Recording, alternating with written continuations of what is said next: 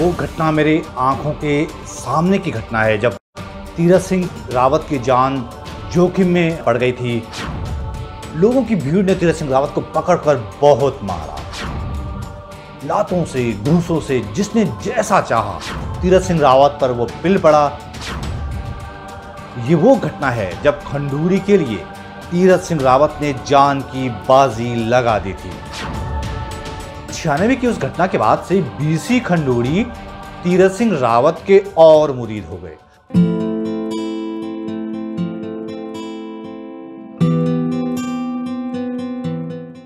दोस्तों नमस्कार, मैं मनु पवार, स्वागत है आपका मेरे YouTube चैनल पर। हाजिर हूं एक नया वीडियो लेकर। तीरथ सिंह रावत से जुड़ा एक ऐसा किस्सा आपको बताने जा रहा हूं जो मुमकिन है कि ज़्यादातर लोगों को पता नहीं होगा। वो घटना मेरे आंखों के सामने की घटना है जब तीरथ सिंह रावत की जान जोखिम में पड़ गई थी। ये वो घटना है जिसकी वजह से तीरथ सिंह रावत पूर्व केंद्रीय मंत्री और उत्तराखंड के पूर्व मुख्यमंत्री भुवन चंद खंडूरी के राजनीतिक दत्तक पुत्र कहलाने लगे थे। दोस्तों, जैसे मैंने बताया कि उत्तराखंड में तीरथ सिंह रावत को बीसी खंडूरी के राजनीतिक दत्तक पुत्र जैसा माना जाता है। तीरथ सिंह रावत ने इससे पहले राजनीति में जो ऊंचाइयां पाई उसके पीछे कहीं ना कहीं बीसी खंडूरी का हाथ माना जाता रहा है। चाहे वो तीरथ सिंह रावत का 1997 में यूपी विधान परिषद का सदस्य बनना हो या उत्तराखंड की पहली मनोनीत सरकार में शिक्षा मंत्री का पद उनको मिलना रहा हो या उत्तराखंड में बीजेपी का प्रदेश अध्यक्ष बनना रहा हो। लेकिन आप ये जरूर जानना चाह रहे होंगे कि आखिर खंडूरी के लिए तीरथ सिंह रावत इतने खास कैसे हो गए। तो इससे जुड़ा एक किस्सा मैं आपको बताने जा रहा हूं। ये वो घटना है जब खंडूरी के लिए तीरथ सिंह रावत ने जान की बाजी लगा दी थी। दोस्तों, मुझे अच्छी तरह से याद है, ये साल 1996 की बात है, शायद अप्रैल या मई महीनों की बात होगी। तब लोकसभा के चुनाव हो रहे थे, लेकिन उत्तराखंड में अलग अलग जन संगठनों ने चुनाव बहिष्कार का ऐलान किया हुआ था। चुनाव बहिष्कार इसलिए क्योंकि 1994 से उत्तराखंड के लोग यूपी से अलग एक पहाड़ी राज्य के लिए सड़कों पर संघर्ष कर रहे थे।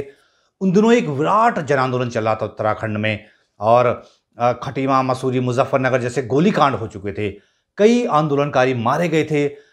लोगों में बहुत गुस्सा था, जिससे वो चुनाव बहिष्कार के जरिए देश की सरकार को अपना गुस्सा बताना चाह रहे थे।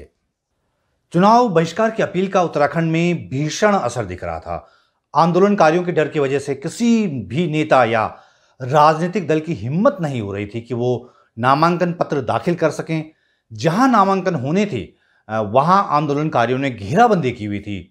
जो गढ़वाल लोकसभा सीट है उसके लिए पौड़ी में नामांकन होना था, लेकिन पौड़ी से लेकर देहरादून, श्रीनगर, चमोली, कोटद्वार जगह जगह से आंदोलनकारी और छात्र नेता पौड़ी कलेक्ट्रेट के बाहर डट गए थे। वो कई दिनों तक डेरा डाला रहे वहां पर। वो किसी भी सूरत में नामांकन नहीं कराने देने पर अडिग थे और इस मुहिम को जबरदस्त जन समर्थन भी मिल रहा था और पौड़ी कलेक्ट्रेट पर रोजाना आंदोलनकारियों की भीड़ जुटती जा रही थी। तो जनता का दबाव इस कदर था कि तब सतपाल महाराज ने घोषणा की थी कि वो पहले नामांकन नहीं करेंगे। महाराज गढ़वाल संसदीय सीट से चुनाव लड़ने की तैयारी कर रहे थे। उनके सामने बीजेपी के भुवन चंद्र खंडूरी को चुनाव लड़ना था। वो भी नामांकन स्थल पर आंदोलनकारियों की गई किलेबंदी की वजह से नामांकन नहीं करा पा रहे थे। लेकिन एक दिन ऐसा हुआ जिसने पूरी सूरत बदल दी। जब शायद नामांकन के लिए आखिरी कुछ घंटे बचे हुए थे, तभी पौड़ी कलेक्ट्रेट के बाहर डटे जो सैकड़ों उत्तराखंड आंदोलनकारी थे, उनकी आंखों में धूल झोंक कर तीरथ सिंह रावत बीसी खंडूरी का पर्चा दाखिल कराने कलेक्ट्रेट के अंदर घुस गए। ये सब हमारी आंखों के सामने हुआ। उन दिनों में पौड़ी में अमर उजाला अखबार के लिए रिपोर्टिंग कर रहा था और तीरथ सिंह रावत शायद 30-31 साल के रहे होंगे। वो शायद तब एबीवीपी या भारतीय जनता युवा मोर्चा में रहे होंगे, मुझे ठीक ठीक याद नहीं आ रहा है। आंदोलनकारियों को जब इसकी भनक लगी कि तीरथ सिंह रावत कलेक्ट्रेट के अंदर घुस गए तो बाहर खलबली मच गई। बाहर बड़ा हंगामा खड़ा हो गया, नारे लगने लगे, भीषण तनाव की स्थिति पैदा हो गई थी तब। लेकिन कलेक्ट्रेट में सुरक्षा की इतनी तगड़ी किलेबंदी की हुई थी कि कोई आंदोलनकारी अंदर घुस नहीं पा रहा था। इस तरह तीरथ सिंह रावत ने भारी सुरक्षा के बीच बीसी खंडूरी का पर्चा दाखिल करवा ही दिया। अब पर्चा दाखिल तो हो गया, तीरथ सिंह ने करवा दिया, लेकिन तीरथ सिंह रावत के लिए सबसे बड़ा चैलेंज ये था कि वो कलेक्ट्रेट से बाहर कैसे निकले। बाहर तो आंदोलनकारी खूंखार रूप धरे हुए थे, उनसे काफी नाराज थे। काफी समय बीतता गया, तीरथ सिंह ने कलेक्ट्रेट के बाहर निकलने में वक्त लिया। ऐसा करते करते शाम हो चुकी थी, लेकिन तीरथ सिंह रावत बाहर निकलने का साहस नहीं जुटा पा रहे थे। तो आंदोलनकारियों को चकमा देकर जैसे वो खंडूरी का पर्चा दाखिल कराने कलेक्ट्रेट के अंदर दाखिल हुए थे, उसी अंदाज में चकमा देकर उन्होंने वहां से निकल भागने की जुगत की। लेकिन इस बार वो आंदोलनकारियों ने उन्हें देख लिया, उन्हें दबोच लिया। फिर क्या था, फिर जो उनके साथ हुआ उसको मैं बयान नहीं कर सकता। लोगों की भीड़ ने तीरथ सिंह रावत को पकड़कर बहुत मारा, उनको बहुत मार पड़ी, लातों से, घूंसों से, जिसने जैसा चाहा तीरथ सिंह रावत पर वो पिल पड़ा। लोग दौड़ाते दौड़ाते मारते हुए ले गए तीरथ सिंह रावत को। बाद में पुलिस ने बीच बचाव किया, लेकिन तब तक पब्लिक के गुस्से ने तीरथ सिंह रावत के बहुत बुरे हाल कर दिए थे। गनीमत यह रही कि उस गुस्साई भीड़ के बीच उनकी जान बच गई। उन दिनों उत्तराखंड आंदोलनकारियों ने कई दिन से शासन, सरकार और चुनाव आयोग पर जो प्रेशर क्रिएट किया हुआ था, तीरथ सिंह रावत के उस तरह चोरी छिपे पर्चा दाखिल कराने के बाद उस आंदोलन की हवा निकल गई। बीसी खंडूरी का पर्चा दाखिल हो गया तो सतपाल महाराज को भी एक वजह मिल गई। उन्होंने भी अपना नामांकन पत्र दाखिल कर दिया। चुनाव में सतपाल महाराज 15,000 वोट से जीत गए।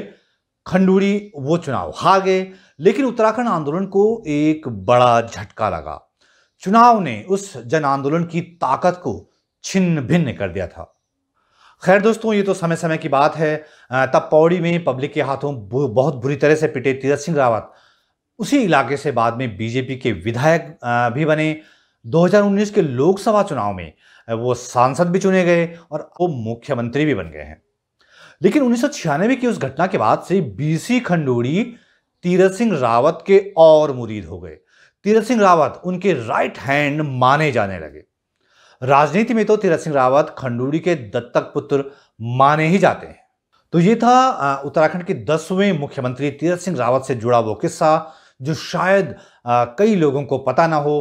अगर आपको ये वीडियो पसंद आए दोस्तों, तो ज़रूर ये वीडियो लाइक कीजिएगा। इस वीडियो को ज़्यादा से ज़्यादा लोगों तक शेयर कर सकते हैं और मेरे यूट्यूब चैनल को सब्सक्राइब ज़रूर कीजिएगा दोस्तों।